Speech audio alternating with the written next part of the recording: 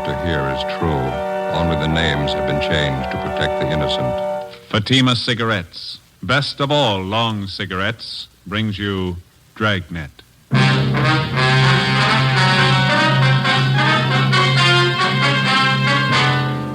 You're a detective sergeant. You're assigned a homicide detail. The life of a young woman is in danger. Anonymous letters and phone calls threaten her with murder. The notes bear the mark of a fanatic. Your job, stop them. You'll be amazed when you compare Fatima with other long cigarettes. Buy a pack of Fatimas. You'll find they now cost the same. Light a Fatima. Your first puff will tell you... Oh, that's different. Yes, what a difference. In Fatima, the difference is quality. You see, Fatima is the quality king-size cigarette because it contains the finest Turkish and domestic tobaccos superbly blended. And Fatima is extra mild with a much different, much better flavor and aroma than any other long cigarette. Because of its quality, its extra mildness, its better flavor and aroma, Fatima has more than doubled its smokers coast to coast. Try comparing Fatima yourself. Fatimas now cost the same as other long cigarettes, but your first puff will tell you... Ah, that's different. Yes, in Fatima, the difference is quality. Ask your dealer for Fatima, the quality king-size cigarette. Best of all, long cigarettes. Start enjoying Fatima tomorrow.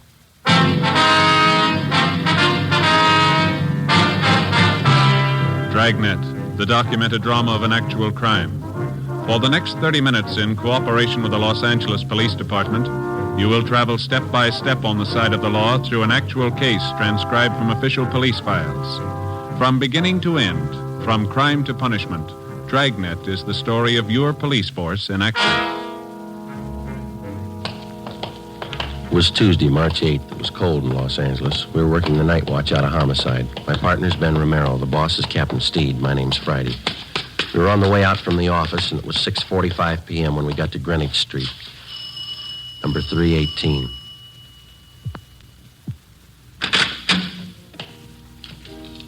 Yes, gentlemen? Police officers. I'd like to see Dr. Small, please. I'm Reverend Small. Won't you come in? Thank you. Here, let me take your hats, officers. I've been waiting for you. Oh, thanks.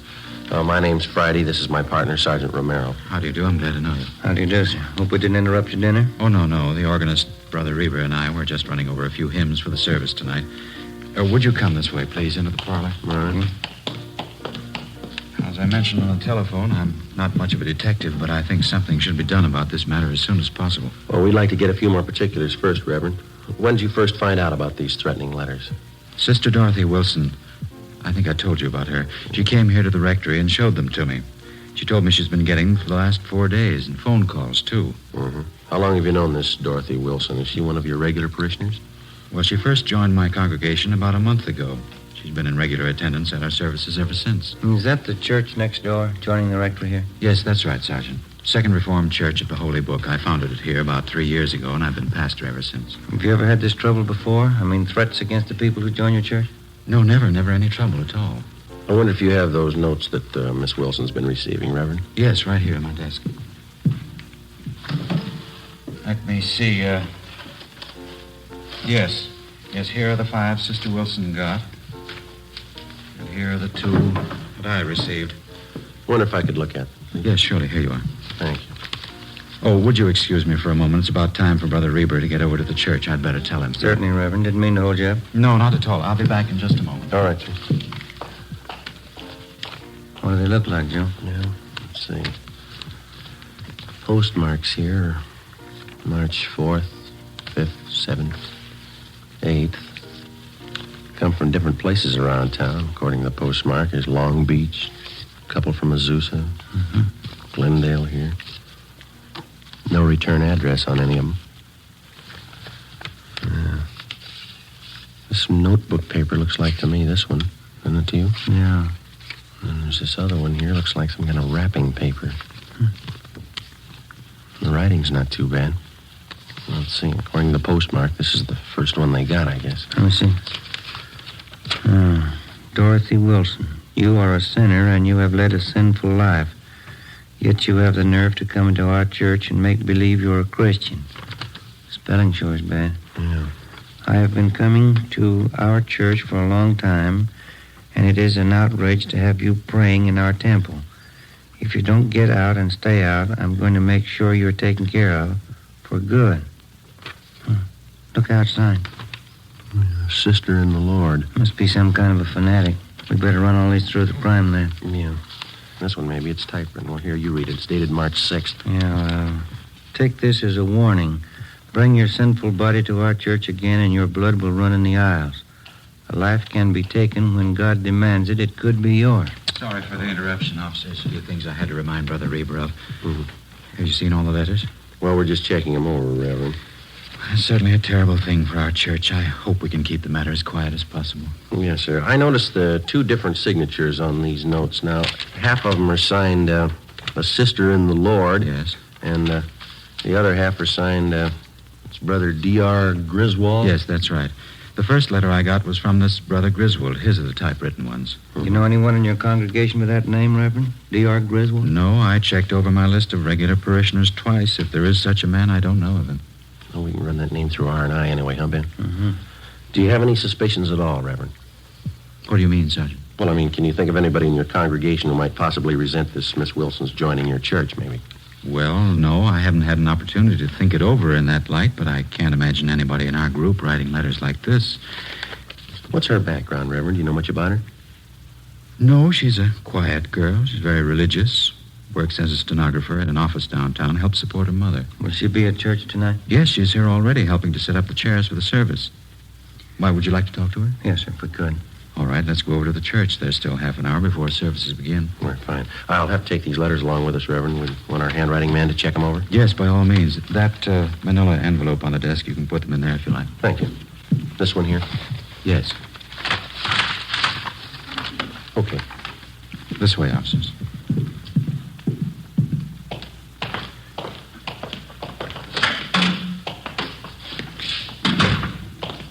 How many members do you have in your church, Reverend Small? 162 regulars. Another 100 or so on the fringe. They attend only occasionally. You mentioned that this Miss Wilson's had threatening phone calls, too. Yes, that's what she told me this afternoon. Man's voice or a woman? Well, Sister Wilson said both. The phone calls usually follow each letter. They identify themselves the same way, Brother Griswold and a sister in the Lord. Have you received any calls from them? No, I've been half expecting them, but I haven't had any yet. Here, shall we go in? Please. Here we are. Our seating arrangement's still temporary. We hope to have pews installed next year. Uh-huh. Nice church. Yes, thank you. Oh, there's Sister Wilson. She's helping set up the chairs. If you'd like to wait in the choir's dressing room, I'll bring her in there to you. All right, thank you, Reverend. Let's go, Ben. This one, Joe? Yeah, this is it. Ought to open a few windows in here. It's musty. Yeah. What time do you say the services start? 7:30. It's 5 minutes past 7 now. Officers? Yes, sir. Officers, this is Sister Dorothy Wilson. Sister Wilson, Sergeant Friday, How do you do, ma'am? Hello. and Sergeant Ramirez. That's Romero. Oh, I'm sorry, Sergeant Romero, Sister Wilson. Hello. Glad to know you. I guess you want to speak with Sister Wilson alone, do you? Well, we'd like to have you stay if you would, Reverend. Wonder if there's someplace where we could sit down. Yes, certainly, right over here in the anteroom. Fine. Yeah, this will be fine.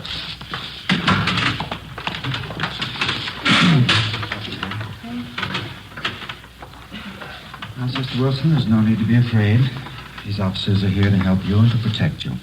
See that nothing happens. Yes, Brother Small. Hold fast in the faith of the Lord, and you shall not fear. Yes, I will. You want me to tell you all about it, Sergeant, how it started? If you please. Say, is it all right to smoke in here? Yes, of course. Go ahead. Anyone care for a second? No, thank you. No, thanks. Ben? Not right now. Okay, I'll leave the pack there if you want. We've already looked over the letters that you received. The Reverend here told us that you got the first one last Friday. Is that Yes, that's right. I've gotten one each day since then. Phone calls, too. Did you recognize the voices making the calls? No, I didn't know them at all. The woman's voice was very rough. Sounded like she might be old. Mm-hmm. She said some terrible things about me and Brother Small. She called both of us terrible names. Awful. The same with the man who calls? Oh, yes, sometimes he's even worse. None of the things they say are true, Sergeant. Not one word. Well, I'd like you to think carefully before you answer this, Miss Wilson. Is there anyone at all that you know in your neighborhood, or here at church or at your work, who might be doing this? Maybe somebody that you knew a few years ago, some acquaintance? Ever since it's happened, I've been trying to think of someone. I don't think I've ever met anybody who'd do this kind of thing. Well, how about a former boyfriend or a girlfriend who might be jealous of you for some reason? No. I did have quite a few boyfriends, just casual dates, nothing serious.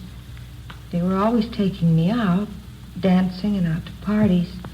We went everywhere, but I was never interested in any of them. Well, were any of them upset when you stopped going out with them? A few of them were angry when I wouldn't marry them, but I don't think any of them would write those kind of letters. Do you think the whole thing might be some kind of a joke someone's playing? It's a pretty grim joke to go this far. Do you live by yourself, Miss Wilson? No, with my mother, but I don't want her to know anything about this. Well, I think it'd be wiser if you told her. No, she mustn't know. Mother's been ill lately, and if she found out, it might upset her an awful lot. She's not well at all. Help yourself to some of the water there, Jim. Miss Wilson? Like a drink? Yes, please, I would. All right. Thank you. There you are. Anybody else? Reverend? Yes, please. Ben? Nothing. Okay. Thank you. Yourself. How about some of the church members, Miss Wilson? Have any of them been at all unfriendly to you since you started coming here? No, I don't think so. A few are pretty hard to get to know. They're shy, I guess. But none of them have been uncharitable. Then you don't think the threats are coming from anyone in the church? Well, if they are, I don't know who the person is. The way they say all those rotten things about me. They call me a sinner and a bad woman. Well, I guess I'm a sinner, like all of us are, but I'm not a bad woman. I'm going to church because I want to be born again of the light, but I've never killed anyone, and I've never been a bad woman. You believe me, don't you, Reverend? Yes, of course I do. Now, don't get yourself all upset, Sister Wilson. You think that's why they want to murder me, because I'm a sinner? You think that's why? Please, Sister Wilson, try and get your mind off of If they want to kill me because I'm a sinner, then why don't they want to kill all the sinners? Well, we're going to have a lot of homicides if they try.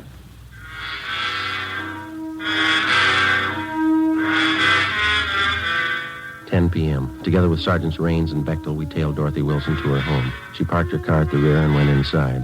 A stakeout was placed on her house. The next morning, we took the threatening letters which the Wilson girl had received and asked Don Meyer in handwriting to check them over. During the next 5 days, we checked thoroughly into the background of Dorothy Wilson. We talked to her relatives, her employers, all her friends, past and present. We had no good reason to suspect any of them. We checked out the people at the church, and they were clear. Both Reverend Small and the Wilson girl continued to receive more threatening letters. Some of the language and the accusations were pretty foul. Still, no outward attempts were made on the life of the Wilson girl. A week after we started on the case, we tallied up our findings. They seemed to make sense. We talked it over with Raines in the squad room. Don Myers checking those letters and a sample of the Wilson girl's handwriting, isn't he? What's he got to say? The letters written in longhand are signed a sister and the Lord, and the typewritten letters are signed Brother D.R. Grizzle. Yeah, I know that. Don says all the letters were written by the same person. How's he figure? Well, similarities in phrasing, same mistakes in spelling, typewritten and longhand both. Signatures on the Griswold letters match the handwriting in the other letters. No, they were only dealing with one suspect. And Don Meyer seems pretty sure of it, yeah. Well, how does the Wilson girl's handwriting check out? He's working on that. Where does that leave us? You've been on stakeouts at the Wilson girl's home a few nights. Haven't you noticed anything peculiar about the setup?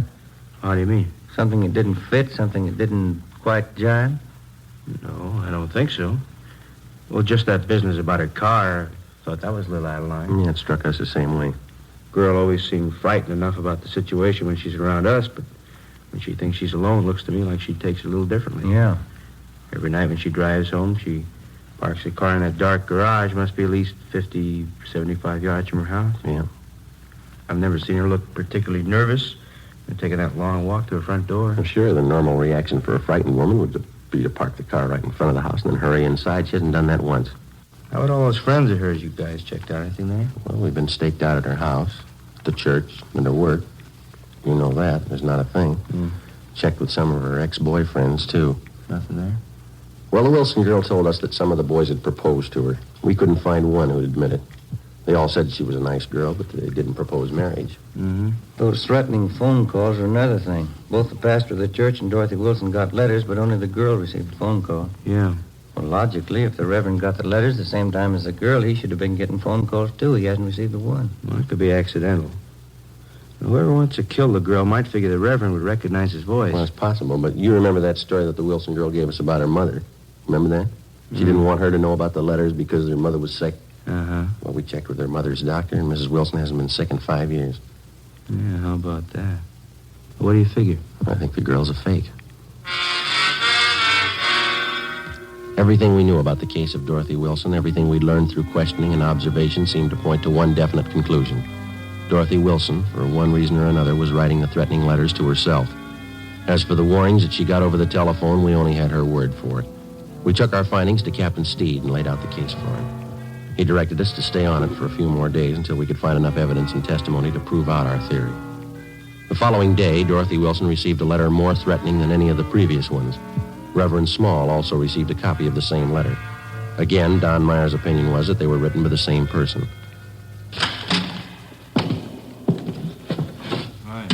Rains, what's it doing? I don't know. Boys got any new theories? What do you mean? On the Dorothy Wilson case. Do we need one? Well, I don't think your old one's going to hold up. Why? What's the matter? She's at Georgia Street. Yeah. Somebody tried to kill her.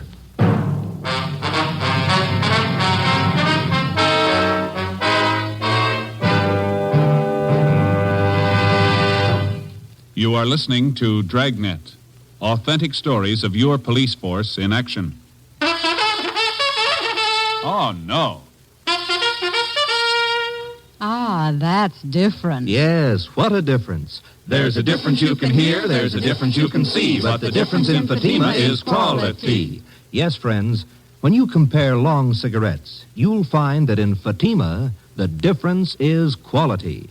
Quality of tobaccos, the finest Turkish and domestic varieties, extra mild and superbly blended to give you a much different, much better flavor and aroma than any other long cigarette. Quality of manufacture. Smooth, plump cigarettes rolled in the finest paper money can buy. Quality even to the appearance of the bright, clean yellow package, carefully wrapped and sealed to bring you Fatima's rich, fresh, extra mild flavor. Fatimas now cost the same as other long cigarettes, but your first puff will tell you, Ah, that's different. Yes, in Fatima, the difference is quality.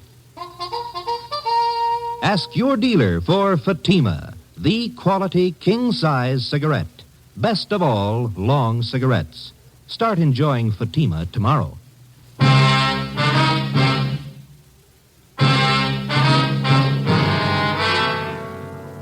As soon as we got the report that Dorothy Wilson had been attacked by an unknown assailant, we drove to Georgia Street Receiving Hospital where she was being treated. Anderson and Bechtel from Homicide were standing by. We talked to the doctor, who told us that the victim had no serious injuries. She had 2 slight bruises on her upper arms and a slight bruise on her forehead. She complained of a headache. While the doctor made out his report, we questioned the Wilson girl. She told us that she'd gone to the Church of the Holy Book at 6 o'clock that night after work. She told us that she wanted to pray before the start of the regular service at 8:15 p.m. We asked her exactly when and where the attack occurred. At about 6:30, I felt a little tired. I told the officers on duty at the church I thought I'd get a little rest before services started, and then I went into the ladies' dressing room and laid down. That's where it happened. It was terrible. Did you see the person who tried to hurt you? No. I was lying down with my eyes closed, and he must have come up from behind. Put his hands around my throat and started to press tight. It was awful, just awful. What happened then, Miss Wilson? Well, I fought as hard as I could. I kicked and scratched him, and I guess I hurt him because he let go of my throat for a minute. After that, he pulled me down on the floor. I remembered that. And then he put his hands around this part of my head like this. Mm-hmm. The other officers told us that one of the choir members, Mr. Sherman, found you unconscious in the choir room. Is that right? Yes. Whoever it was who wanted to kill me, they put a gag in my mouth and blindfolded me, then tied my wrists together with tape. That's how Mr. Sherman found me. How long do you figure you were unconscious then? I don't know. It was about 6:35 when I laid down in the dressing room. Mr. Sherman said he found me there at 20 minutes past 7. And then you were out about 45 minutes, is that it? Well, I suppose so. I don't remember anything. Well, what makes you think the person who attacked you wanted to kill you, Miss Wilson? That's what they said in the letters, isn't it? They want to kill me for coming to church. Now, your purse and everything that was in it was scattered all over the dressing room floor. Is that correct? Yes, it was. My money and everything scattered all over. I guess they wanted to rob me, too. $52 in cash. Is that what you had with you? That's right, a $50 bill and some change. I don't know why they didn't take it. Maybe something frightened them off. It's possible. The officers found some other articles scattered around the dressing room. A roll of tape, the metal box that the tape came in, and a half a dozen razor blades. Did you notice any of these in the dressing room before you were attacked? No, none of them. I never saw them before. Those razor blades, officer, what do you think they wanted to do with them? There's no use thinking about that now. It's all over. I knew I'd be protected. I felt the spirit. I knew the holy light would protect me. Yes, ma'am. Will you find whoever did it, officer? Well, this is just a hunch, Miss Wilson. Yes. I think we already have.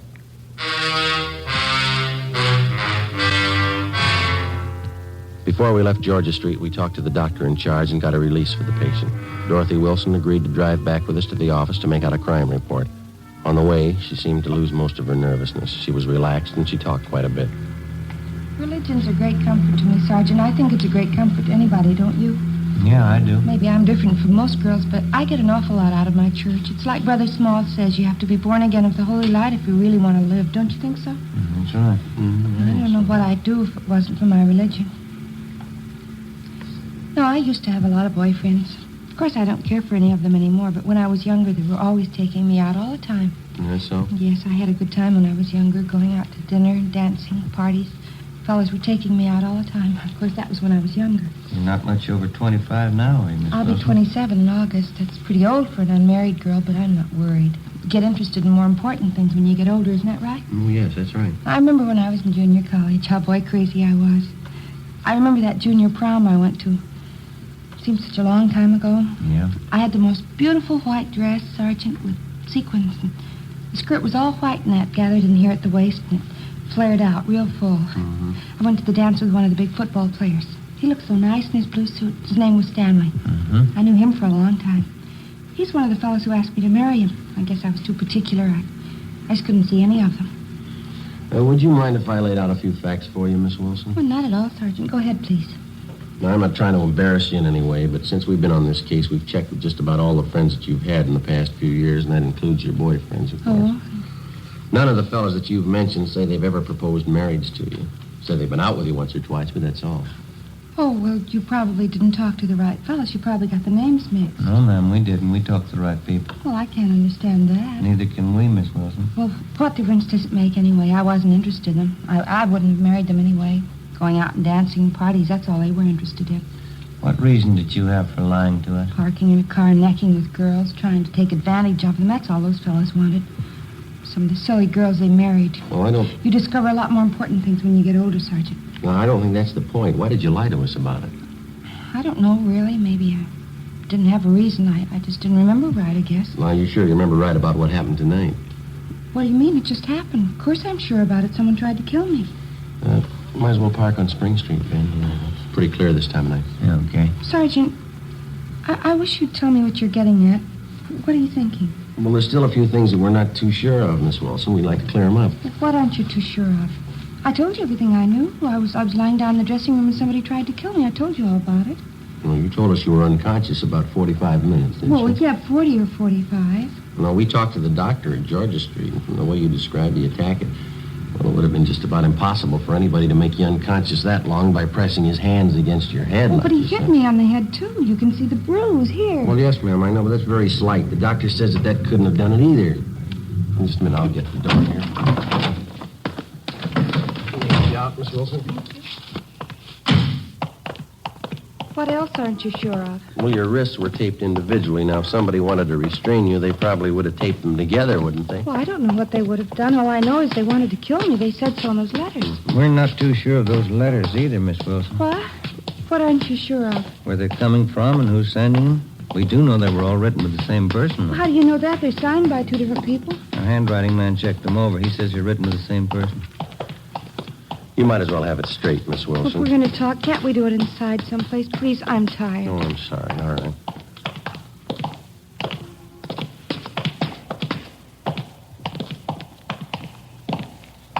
Hey, Joe. Yeah. I'll see if Leighton Fingerprints is finished with that stuff. Yeah, bring it along. If they are, we'll be in the interrogation room. Yeah, all right. This way, Miss Wilson. Oh, A man I know used to be on the police force. Nice fellow. We used to go out all the time together. Oh, that's so? What's his name? Well, that's funny. I don't remember. He's an awfully nice fellow, though. We used to go dancing every week. Mm-hmm. Here we are. Go right ahead. I started questioning Dorothy Wilson, but she wanted to talk about everything except what concerned the case. Dean Bergman and Leighton Fingerprints had already checked each article that was found at the supposed scene of the crime. The Wilson girls' prints were all over them. Did you write those threatening letters to yourself, Miss Wilson? I don't understand. Why do you ask me something like that? Did you write the letters to yourself? You know that's not a fair question, Sergeant. I don't know what you consider fair, but we'd like to know, did you write the letters? Do you know what it is to pray, Sergeant? I mean, really pray? What's that got to do with it? I've been praying all my life. I've been praying hard. Ever since I was a little girl. We'd like to have you answer our question, Miss Wilson. I think you'll understand. This is the answer, Sergeant. I can feel the Holy Spirit in my heart. I know you'll understand. Yes, ma'am. I've been praying for an awfully long time, Sergeant. When I was a little girl, 6 years old, I was praying. Night and day I said my prayers, but there never seemed to be any answer. I never could understand it because I only prayed for one thing. I didn't think it was too much to ask. What was that? I wanted people to know me, Sergeant.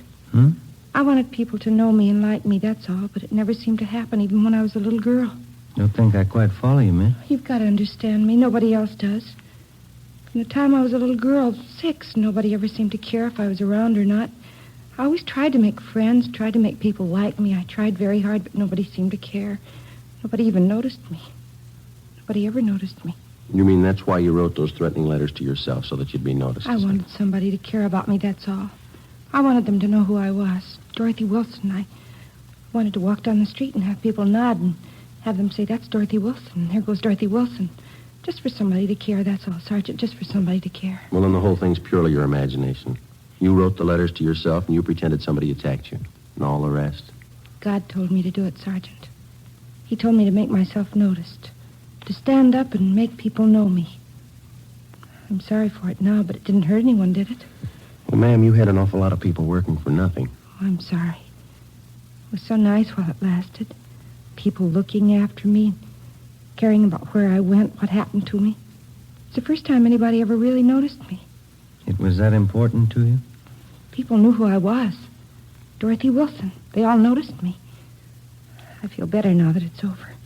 Oh, there's one thing I've got to tell you, Sergeant. Yes, ma'am. Remember driving here in the car? I told you about that junior prom I went to. That time I had a beautiful white net dress with a full skirt, the beautiful new white dress. Yes, ma'am, I remember. What about it? Well, it was really pink organdy, an old dress. I knew you'd find out. That's why I had to tell you. Yeah. I didn't want you to think I was a liar.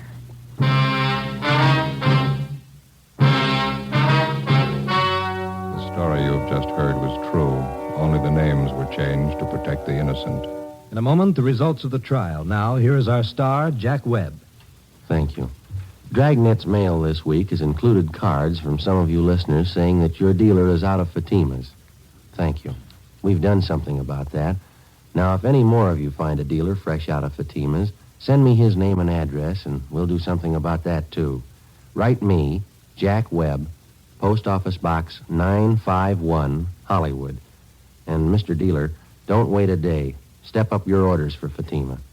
Get in on this ever-increasing demand for the quality long cigarette.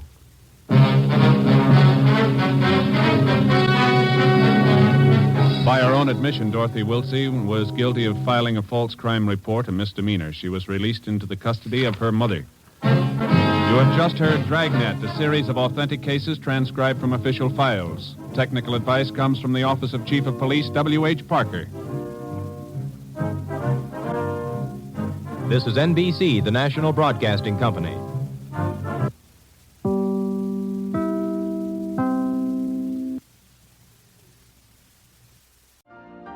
You've been listening to the OTR Gold Network.